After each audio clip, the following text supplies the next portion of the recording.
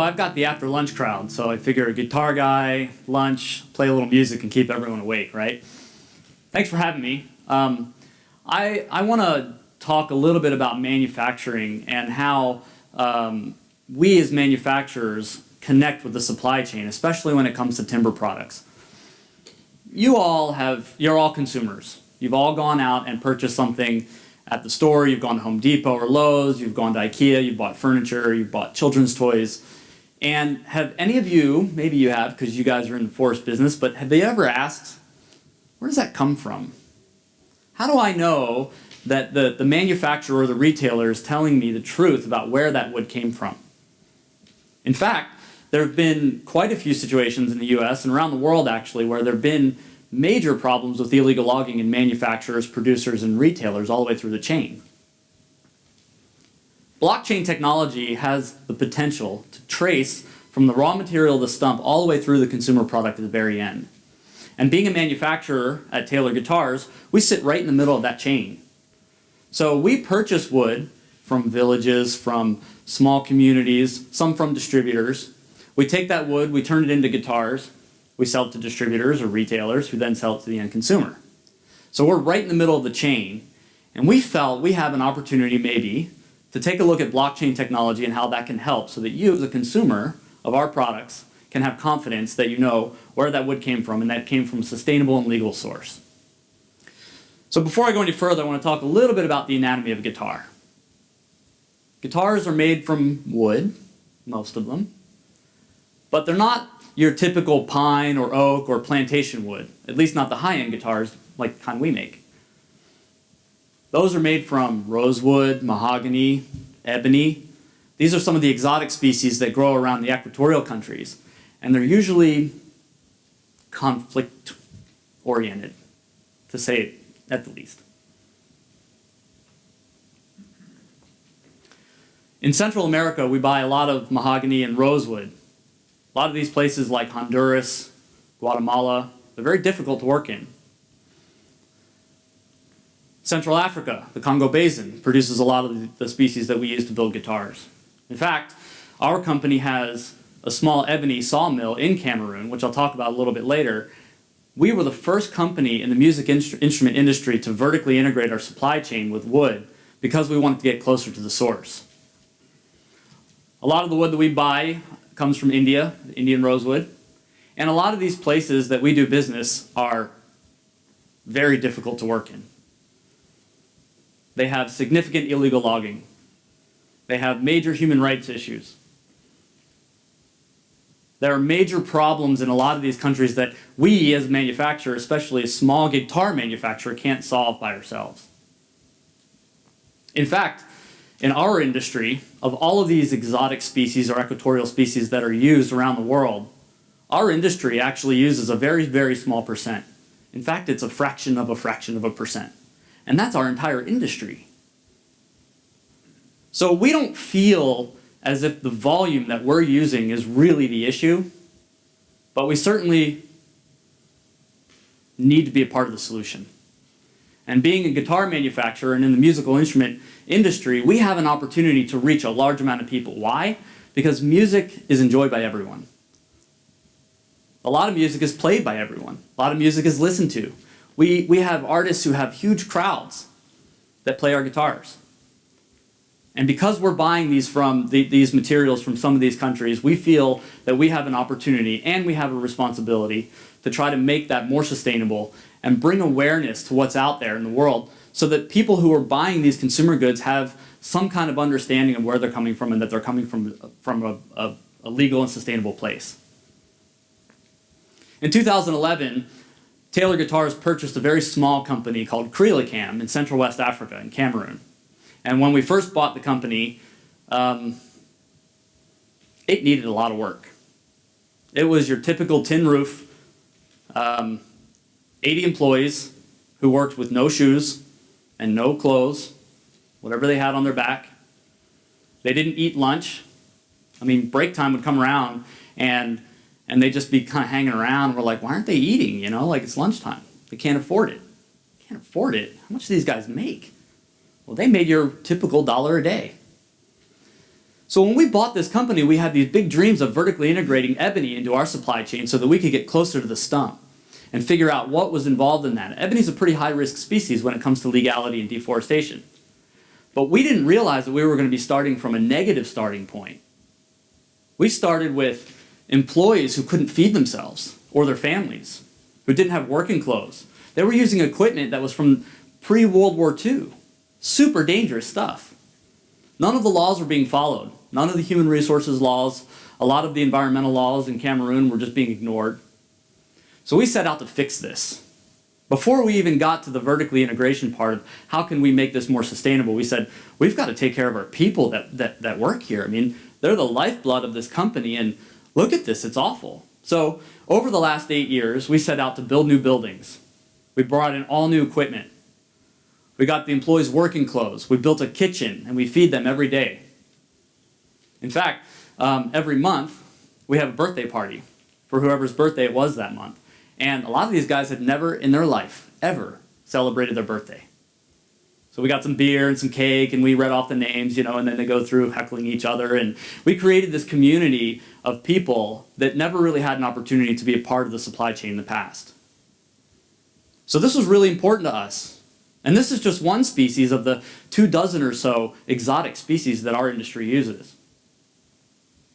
Another thing we found out when we got there was ebony is not actually black, right? Like, when you think of ebony, you think of black ebony, right? I mean, this is what we've all been told is ebony. It's this dark, dense, black wood. Perfect for guitar fingerboards, clarinets. This is what ebony looks like. 90% of the trees that are cut in Cameroon look like this. And because our industry and others who use ebony have this preconceived notion that ebony must be black, these trees were left on the forest floor. 90% of the trees that were cut, ebony trees that were cut in Cameroon, were left on the forest floor. So we decided as an industry, as a company, we were going to purchase that wood from them. We're going to pay the same price, we're going to bring it in, we're going to figure out how to use it. So we started using what we call stripy ebony or smoky ebony on our flagship guitar. And we started telling violin makers and cello makers and other guitar manufacturers that this is the true state of ebony and that we have to use what the forest has to offer, not pick and choose what we believe it should be. As we dug deeper into this, we started replantation efforts. We started finding ways to cultivate ebony. We've learned more about ebony, I think, than anyone in the world. In fact, this year, our ebony project in Cameroon had planted 15,000 trees in Cameroon. 15,000 ebony trees. It was the largest single ebony planting ever. Ever. We've gotten a lot of attention. The National Geographic did a story on us earlier this year about what we're doing. We've been on NPR. We've got a lot of attention around this. The World Bank is very interested in what we're doing. They're helping us with funding from other governments so that we can continue to make this project a reality. This is the baseline. And it took us 8 years to get there after buying this company. So what does this have to do with blockchain? Right? I'm sitting here telling the Taylor story, but what does this have to do with blockchain? This is the chain at the beginning that most of us as consumers don't see. In fact, a lot of this stuff is done behind closed doors in another country where we don't know and we don't really care. Or we care, but we only care when we're not buying something. The moment we go in to buy it, right, we have this saying at Taylor, all musicians are environmentalists until the day they buy their guitar. That's the day that they want the best wood from the best place and the best grain and the best color, right?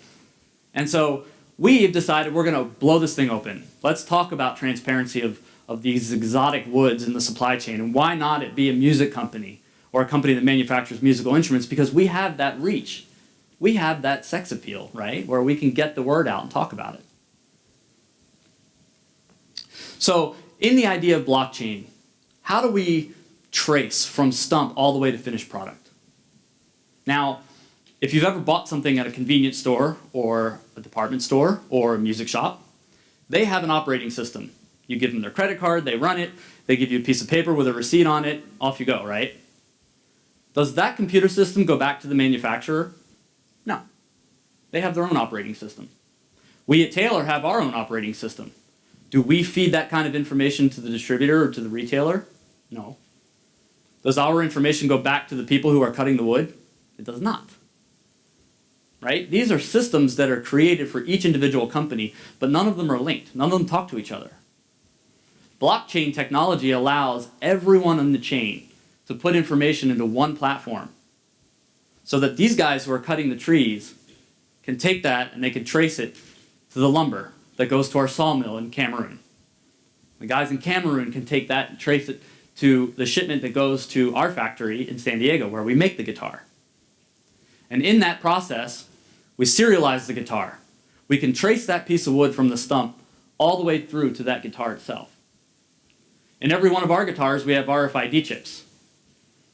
Now, this is a technology that's been around a long time. And if you're not familiar with RFID, it's quite cool. It's like this little chip that's got information on it. You can put it through an RFID reader, and it tells you what information's there, right? Well, we use this in our repair shop. If you have a guitar and you need it repaired and you bring it to us, we put it on that RFID scanner and we know it's your guitar. We know what the specs are. There's a lot of information that we can get out of that. So we're going to try to start using this platform, once it gets to this point, to trace the wood back to the origin. And if we could integrate that with blockchain, now we've got one platform from stump to finished product so that we can trace every single stick of wood all the way back. Eventually ending up in a retailer shop somewhere where they sell it to you as a consumer. And one day, wouldn't it be great if you could scan your serial number or a QR code and it would tell you every species of that instrument and where it came from, what species, what region, maybe even a GPS location. Now right now, in a lot of the places where we do business, that's impossible. It comes from these really small remote villages, kind of out in the middle of nowhere. And trying to give those folks technology so that they can GPS trace the tree that's going to end up on a $5,000 guitar is not their biggest priority. Right? In fact, they're probably going to take that iPhone and sell it that day. So we have to figure out how do we get them engaged and how can we get the folks that are on the ground cutting those trees for us engaged in this process. How do we set it up so that it's easy for them to do it? And that's the big challenge. But the technology that blockchain offers has the potential to do that from start to finish. Now this isn't done just by us, okay? We work with UCLA, we've got other partners that have helped us with this, and this is all, like I said, just setting the framework for one species, for one small itty-bitty industry, the guitar industry. And this is the amount of work that it takes to lay that foundation. So this is no easy task. But with blockchain technology and what's available for that, what the potential is, it's giving us reason to create that framework that we might be able to use moving forward so that we can feel confident that the work we're putting into it actually goes to good use. And we can trace it all the way through to the end, which is ultimately what we all want when we buy something. Thank you very much.